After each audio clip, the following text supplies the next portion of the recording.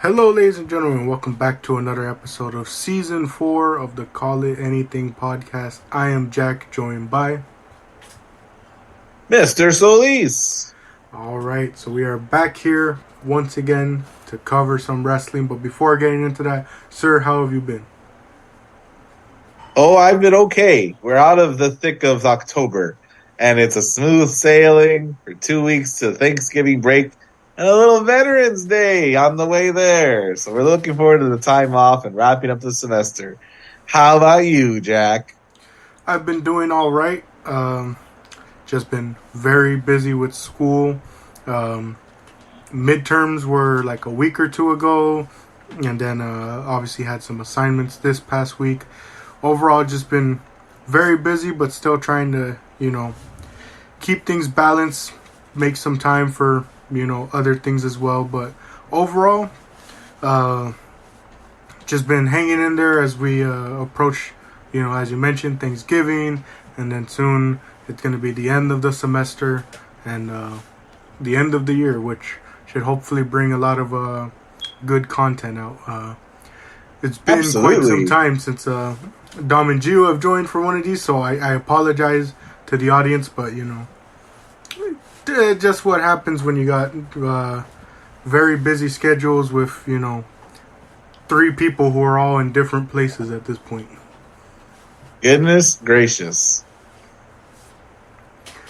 But overall, we're doing good, and getting into today's topic, it is WWE Crown Jewel 2023. Mm-hmm. The last from Saudi Arabia. Yeah, the last pay-per-view was... What was the last pay-per-view? Was it Extreme Rules? Fastlane? Oh, Fastlane, that's right, yeah. Wasn't, the best as we covered in that episode, but yeah. This card, I don't know, I guess it depends on who you ask. It looked slightly a bit better, but also at the same time, you knew there was going to be a lot more on this card solely because when they go to Saudi, they tend to stack up the cards a lot more, so you're going to see a Roman title defense. Well, they paid for it, why don't they? Goodness. Yeah, you're going to see a Roman title defense finally. You're going to see Rollins defending his title. You're going to see both women's titles defended. And you're going to see Logan Paul make an appearance. Yep. This one's a pretty stacked card compared to that little B-plus show in Indianapolis. Yeah. But, starting off, sir, did you catch any of the pre-show? There was only one match on the pre-show, and I watched it and went back and watched it again. At this point in the morning, sir, I'm texting my buddy who's watching it as well, and he's pointing things out that I'm missing because I'm texting him, which is funny. So I watched it twice. All right. I watched bits and pieces of this, but didn't get to catch the full thing, but I thought it was pretty good. Obviously, the match we're talking about is Sami Zayn versus JD McDonough. This match mainly got a lot of notice online because of the rope burn JD McDonough got on the spot. Crazy. It looked so bad. Yeah, I couldn't believe it. I was like, oh, that looks real bad. But yeah, another spot. Like, it was a well-fought match, but another, I think, infamous spot is it's like this monkey flip, right? Mm. Sammy with his legs is going to kick JD McDonough into a flip, except he doesn't flip, and I think that's where he incurs the burn. He just eats it. Yeah. Oh man. But overall, it was a decent little match that they included on the kickoff. A lot of times we don't get matches on the kickoff, so this was a nice welcome one. But getting into the main show, we start off pretty big with a World Heavyweight Championship title defense. We got Seth Rollins defending his title against Drew McIntyre. Sir, what were your thoughts going into this match, especially with the story they were telling? The story they were telling is that Drew's going to get his. He beat Brock Lesnar, won his first big championship in front of nobody in 2020, right? And he was denied by the Bloodline and a debuting Solo Sikoa at Clash at the Castle. last year. So he's like out for it, and I'm all for him. I was rooting for Drew the whole time. Yeah, I've definitely felt the same. You know, I was like, come on, like we've been waiting for like 3 years now at this point for Drew to get his big moment in front of the crowd. Still have yet to get it. Yep. You know, so this could be. And so it's going to get here. This is a hard fought match. Yeah, definitely. I really liked this match a lot. I definitely liked what's it called? I definitely liked McIntyre, like leaning into some heelish bits at points, just to kind of show that fire for wanting wanting a championship. You know. What are you classifying as heelish tendencies? Just curious. There was a couple points where he was kind of like, in a sense, talking down to Rollins in certain points of the match. That was okay. Like, he's kind of being a bit of a jerk a little bit, to Rollins, especially because there was the whole thing of Rollins' injury, his back injury. Yeah, I definitely was into it when he starts targeting that back in ways that are creative and almost sadistic, like the what would you call it, like a backbreaker on the ring apron. Oh yeah, there was that one, and when he did the spine buster on the steel steps. Yes. Yeah, so there was some good back and forth. I'm trying to remember. There was that one spot I thought Drew had it where he hit the Claymore kick. I thought that was the finish there, but sadly not. Rollins got his shoulder up just at the last second. Got a big pop from the crowd. He tries to hit a second one, and then Rollins ends up hitting, I think it's the pedigree and the stomp for the win.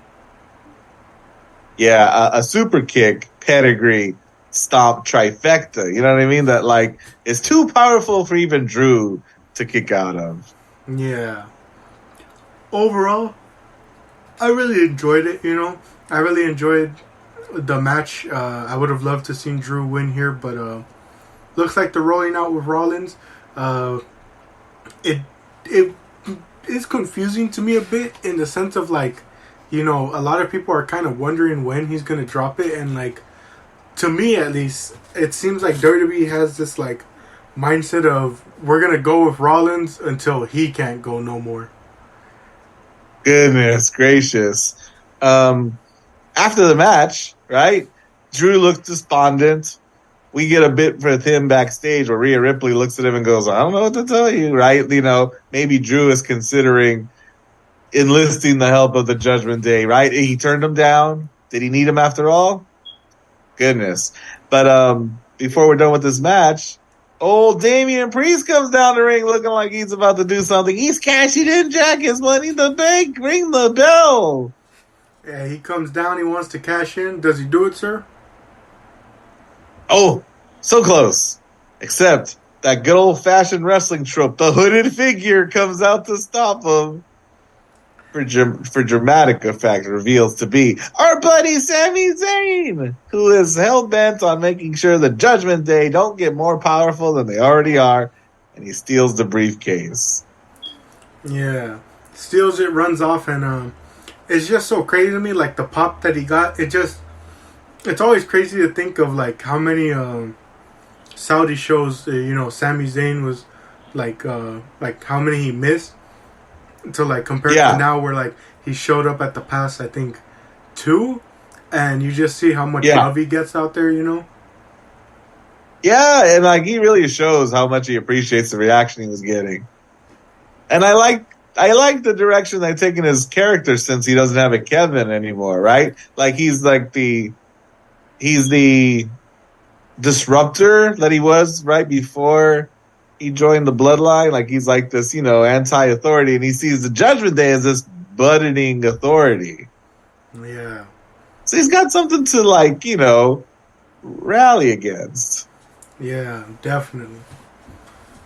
Moving into our next match on the night, we got what looks to be a chaotic one, as it's a 5-woman match for the Women's World Championship. It is champion Rhea Ripley defending her title against Nia Jax, Shayna Baszler, Zoe Stark, and Raquel Rodriguez. Well, before we get into the action, Jack, what did you think of Rhea Ripley's entrance? I found it a bit intriguing in the sense of when I was watching it, I was like, what is going on, you know? Yeah. And I don't know, it kind of came off as funny to me in a bit that like there was this long dramatic build up, and then she just kind of makes a simple entrance after, you know, like there isn't like any specific like sort of theatrics to it all. She just kind of like walks out after all that to like, you know, normal theme, normal sort of entrance motion and all that, you know. Yeah. Do you have any sense for what it was supposed to mean or what the intentions were? I actually haven't seen a whole lot about it online. Maybe if I look more into it, but I didn't see. Like I saw definitely a lot of people like me that were just kind of confused about the entrance. I agree. And if I were to put on, wager a guess, right?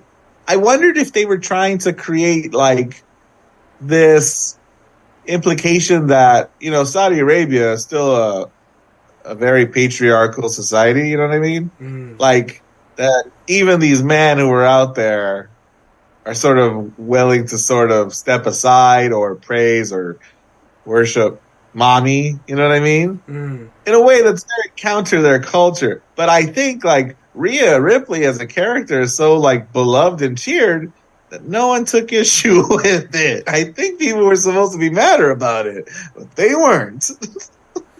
Yeah, and I guess that could really work, seeing as how like for a majority of her career, especially since she's made the change to this more like to this type of look, she's always very much been sort of like counterculture in a way, like counter, the norms and all that.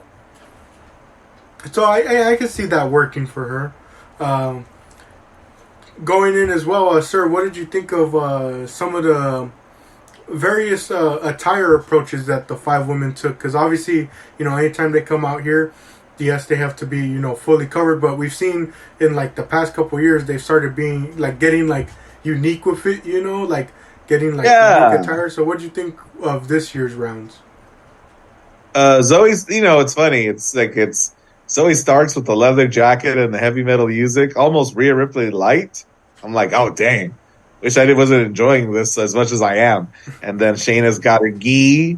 Nia's always rocked the sort of bodysuit thing, right? Yeah. And then Raquel's got a bit of a, it's interesting how her attire will remind me of her Texas origins, I suppose. And I'm like, okay, look at us establishing character through costuming.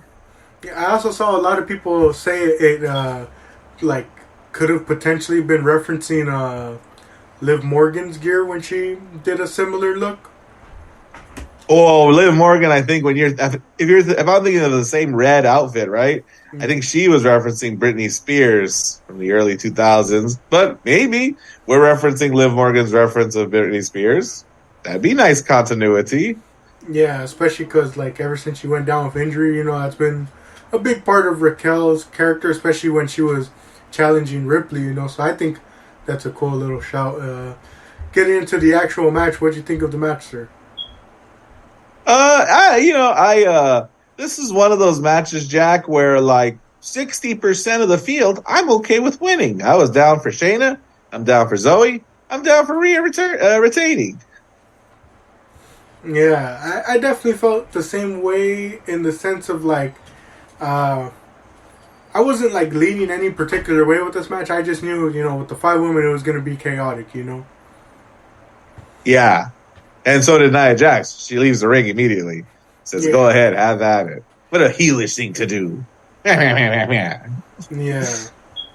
I'm trying to remember any specific spots. I know there was the one where Zoe Stark took out the cameraman who was trying to get the complete shot of her doing the dive outside. That was real That's cool. metal. Yeah. How about Shayna Baszler applying 3 submissions at the exact same time? 2 ankle locks and 1 Karafuda clutch on Nia. Yeah, that was pretty crazy.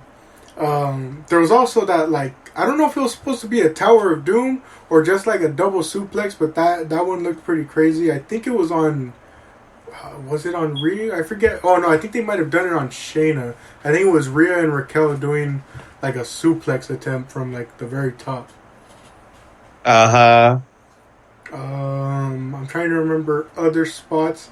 I was very surprised to see Zoe Starks pull off the K360 on Rhea Ripley, just given Rhea Ripley's size, but she sold that pretty well. Geez, sir. God, I love that move. Yeah. And like, we'll talk about the finish in a second, but Zoe Starks maybe comes out of this match looking the best. Yeah, I definitely agree, especially because, I saw a lot of people, not in a sense confused, but just kind of like, in a sense, questioning, her involvement in this match. Because, like, we've seen a lot of interactions from the other four. Yeah. And we hadn't seen much of her since she broke up with Trish at Payback? I think so. Right? Since then, that's when she turns on her after that cage match. And you go, all right, big signs, big things coming for Zoe Starks. And then big things didn't come. This is the big thing we thought would come in the more immediate aftermath. Yeah, definitely. But the finish of the match, it sees Rhea Ripley hit the Riptide from the middle rope on Shayna Baszler, and she does it to Baszler, and Rodriguez and Jax are on the ground as well, I think. It's Raquel and Starks, because Nia isn't involved in the decision at all. Yeah. We got the Riptide on top of the two women, so she's knocked out 3 women in one go, and she goes for the pin. And I remember, because I hated that Nia was nowhere to be found, because she's going to come back later and go, you didn't beat me, and I'm going, ugh. Well, Ripley retains, and it's interesting to see where she goes from here, because obviously, like you mentioned, there's the Nia Jax thing, there's still the Becky Lynch thing, I'm pretty sure, but they might be saving that for Mania, because we're heading towards that season of Mania plans being finalized months ahead and getting everything set in order. Like, I'm thinking, like, if Rhea hasn't lost it now, she ain't losing it in the next 3 months. And I can say that for a few people, and that's more and more frustrating the more people you think about. Yeah. But overall, pretty good chaotic match. Moving on to our next match, we have John Cena facing off against Solo Sikoa. What do you think about? Yep. What do you think about this match, sir? Especially heading into it. I watched the video package, and so I got to see stuff I didn't see on SmackDown. And I was really into John Cena, really, really selling like I'm old, I don't have what I used to have. And it's so crazy to hear the crowd, right? The crowd where, like, you can almost hear them collectively say, yeah, you do. I think they were saying you still got it, right? And John's like, but what if I don't? And they were really reacting to everything he said. And he's got that, like, rubbery face like Jim Carrey. So his frown is like the largest frown you'd ever seen on a guy. And so that made me feel something for this match.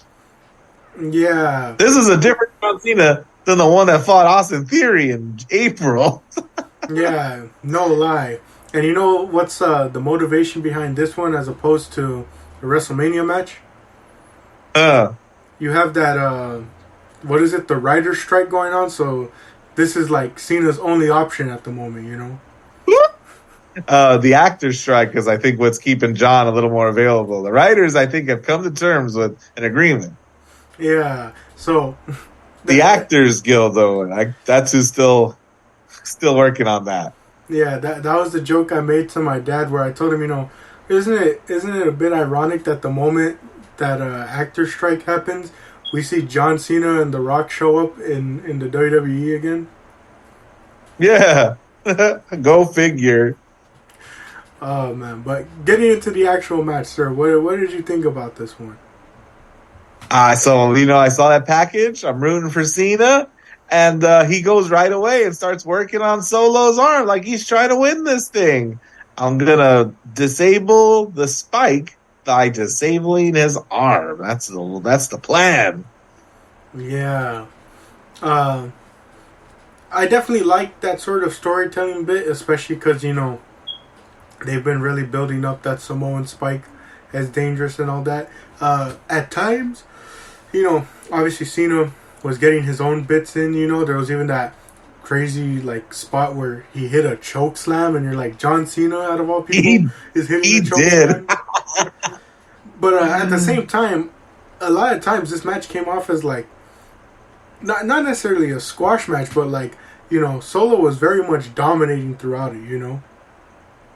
Oh, agreed. Yeah, and that's especially reflected in the finish. But overall, we saw.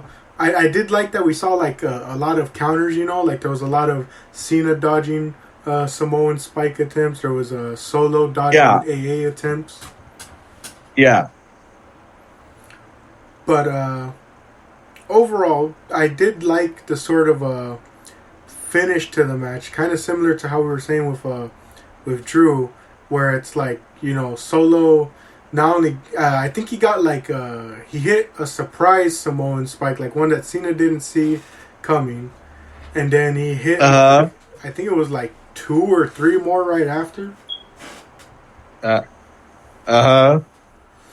and then I like that surprise one too. I know exactly which one you're talking about, as a surprise one, because the ones that Cena was able to duck or counter, Solo's doing the big setup, holding John with one hand, holding his thumb out, yelling like Umaga used to. But that one he hit, he doesn't do any of the theatrics. He just goes boom for it. Yeah. And then he hits him about 8 more times in the throat with his taped up thumb. Yeah. And pins John Cena. Yeah. Gets the pin over John Cena. And then afterwards we get this, big old sort of moment with John Cena where, even Michael Cole I think says on commentary, could this be the last time we see John Cena? No offense, but Saudi Arabia is definitely not the place that's going to be the last place we see John Cena. That's like saying John Cena's going to retire in some random town in North Dakota. You're saying you're holding out for John Cena to end it all in Newbury, Massachusetts? West Newbury, Massachusetts? Or someplace his dad close? Walk him up the ramp. Yeah, I'm with you. Hey, I would have liked to finish more if John Cena had sold it better, right? He gets up, he's sad, big frown, crowd are cheering for him, and he's not addressing his throat at all. It doesn't look like it hurts him at all. And then after the pin, I don't know what he's saying. He could be we'll learn in a interview 10 years from now, he was telling Solo, pose, yell, celebrate, right? Because I don't know if you saw him. He's talking. Yeah. He's talking to the ref. Maybe he's telling the ref, get out of the shot. But he's talking so clearly. And I'm like, turn your head. Let me talk to you. Oh, boy. Howdy, Marco. Nice haircut. Hey, thank you. I wanted to do the LA Knight interrupts Roman Reigns skit right now. That makes Jack the head of the table. Oh, you were talking, so I technically interrupted you. I'm the head of the table. Yeah. That's a good one. Hey, this is no means to call out the guys, Dom and Gio, but I technically may be able to classify as the head of the table, seeing as how little I show up at this point. Oh my! He's on that part-time schedule.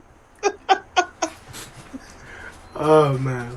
But yeah, I definitely agree. I saw a lot of people talking about that, and it always, for whatever reason, seems to be a big thing with Cena, where it's whether it's post-match or in the match, you hear him calling out stuff, and you're just the funniest part is the fact that he just doesn't bother to whisper it or say it in a low voice. He says it loud enough or does it so that you could see him actually doing it, and you're just it's a funny little bit. Yeah, it's it would make sense if he came out and said he was deaf, like Stone Cold has gone on record as saying, Can't hear out of one ear. Ah. Oh man, but Solo gets a big win. Now there's a lot to somewhat look forward. I wonder when they're going to give him a title opportunity for one of since it's on SmackDown, the US Championship, which is the next match obviously, or the tag titles even with Jimmy. I got a buddy who thinks that he's going to dethrone Roman Reigns. That it's him all along. We're going to build up, and that he's going to get, too big for his britches, or I don't know. You know what'll happen? Like Roman will start pie facing him or talking down to him, like he was doing to Jay and Jimmy, and then learn his lesson in two cousins. So third time's the charm, Yeah, I don't know. I feel he's still a little too green to me. Yeah, I agree. But moving on to our next match. Like I said, we got the United States Championship on the line. Champion Rey Mysterio defending against Logan Paul. A bit of an odd pairing to me, but I'm willing to see what the match holds. That was sort of my mindset going into the match. Yeah, and Logan Paul, right? Like, I don't know if he's had 6 or 7 WWE matches, but he exceeds expectations, right? Yeah. Like, if he's been in the company for a couple of years and has had as many matches as he had, less than a dozen, I don't know. I just think of WWE Universe mode. Yeah, he's about due for a lower tier championship match, like you were just talking about Solo needing. Yeah. So this one, what'd you think about it, sir? It's another Logan Paul match, right? Rey Mysterio's Logan's a big guy and Rey's a small guy, and golly, isn't it great? Doesn't it make Logan Paul look even better? He's able to throw around Rey the way that he was. Yeah, definitely. I also thought it was an interesting sort of story point where it's you got this veteran in Rey Mysterio who's been wrestling since probably I don't know, 16 or 17 or something, Yeah.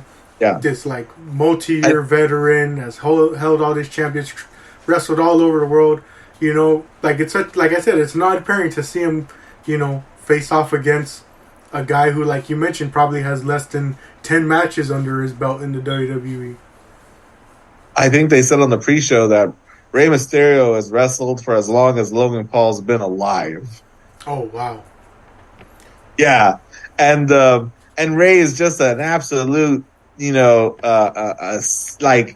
OG, right? So everything Logan Paul throws at him or does, Rey just knows how to handle it, right? So even at the beginning, he pats him on the top of the head because he's so small and LOL OMG, I'm so much bigger, right?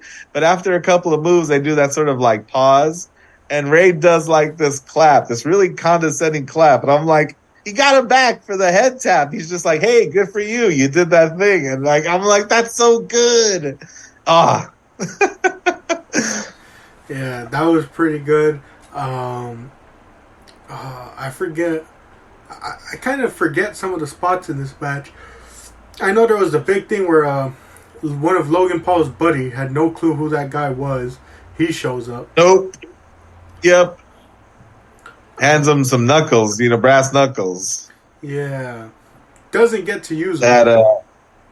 No, Rey knocks him into a position for a 619, I think, and he hurls him, to the outside. Yeah. And Logan Paul goes to retrieve them, and I think in a pretty great directorial spot, he's thwarted by a pair of feet that stomp down on the pan up, and it's Santos Escobar. I love that pan, that foot. Right foot on the brass knucks, pan up, it's your boy. And yeah, stops him. Yeah. I mean, kinda. Yeah. He stops him, he grabs onto the brass knucks, and what will likely turn into a story point from here on out, because if not, it just makes him look really dumb.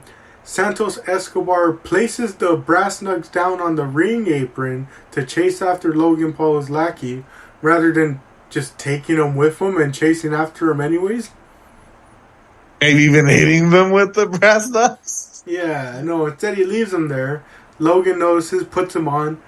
He eats a 619, but, when Ray goes to do the I think he was trying to do a cross body, perhaps. He eats the brass knucks to the face, and surprisingly, Logan Paul is United States champion. Yep, I don't know how big a surprise, really. The U.S. Championship being what it is, I think this is good. Yeah. The U.S. Championship get more exposure than it's had in a long time. Yeah, and especially in comparison to a lot of the other titles that sort of have this identity to them right now, like as we talked about in the last episode, hopefully this is the start for something new for it, Yeah. A couple of other points in the match that are worth saying, right? Celebrating. Logan Paul's fall away slam, moonsault, right? That's pretty good. And then there's one that a lot of people are talking about. That's Ray going for a lion salt that looks like that was going to go bad. It looks like he was going to come up short. He didn't get a full rotation. And Logan Paul swoops it underneath them and catches him in like a power slam. And people were like, oof. Golly, that was quick thinking on his part. A guy on YouTube was like, or was it his fault because he was in the wrong spot?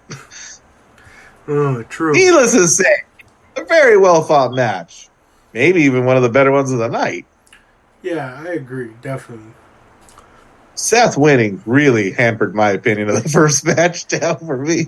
Yeah, if you've been a long-time listener of this podcast, you know very much that when it comes to Mr. Solis and I, the outcomes of a match can drastically affect our opinions on it.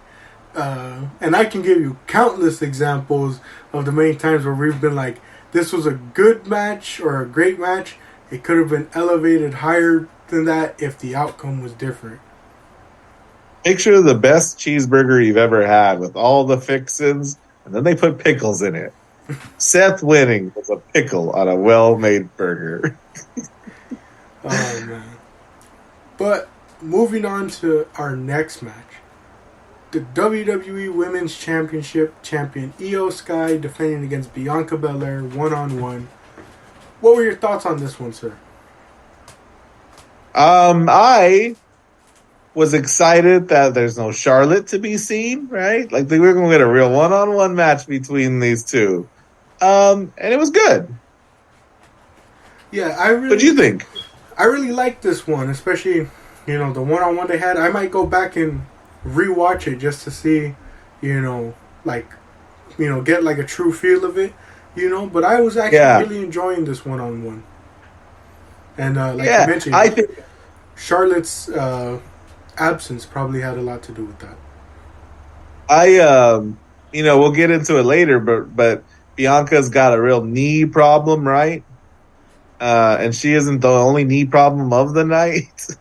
So, I had to rewatch the show too, sir. And watching both those matches side by side, I thought that was an interesting setup to have them both happen almost one right after the other, Yeah. But I'm trying to think.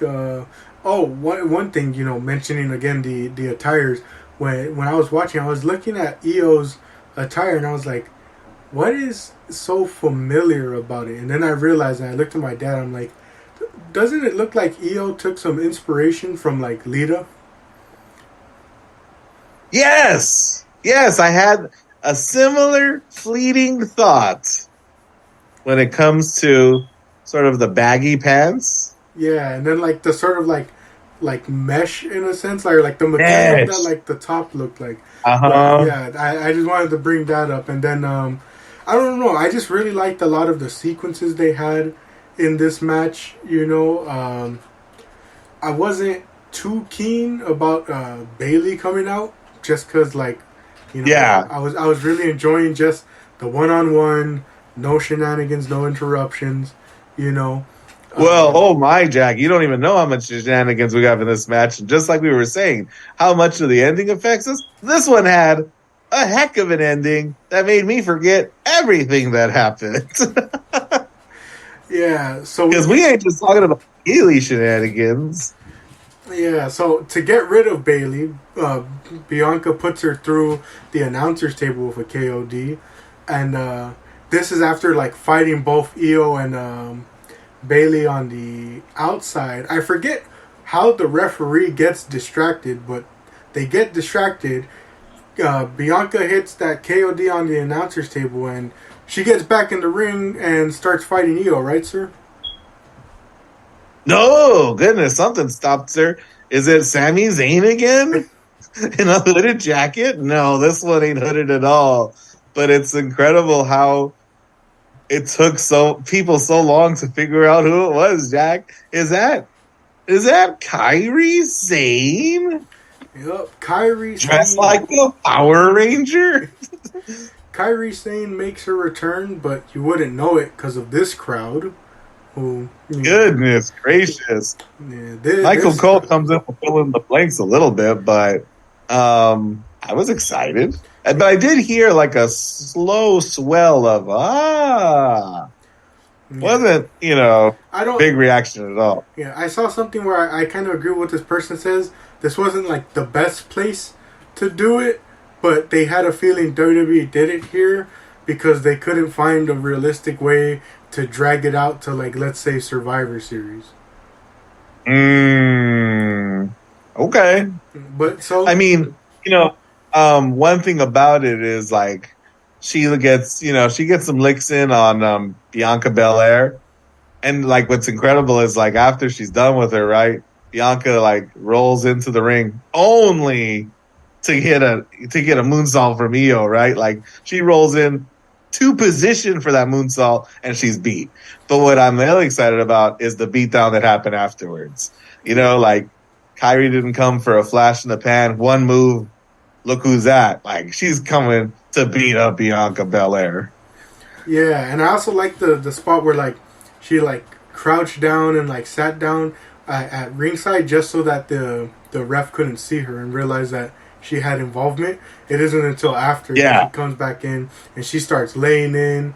Her and Io start laying in on Bianca. And it wasn't shown on screen. It was mainly caught by the audience. But so like there's like this clip where they're sort of like celebrating on the ramp, and then like Io grabs Kyrie and like rushes her to like go to the back. Now, likely what it is they're trying to just move the show along, not keep things going still. But I liked the sort of headcanon that someone said that like Io was trying to rush Kyrie away before Bailey could like come and start like asking questions or questioning Io.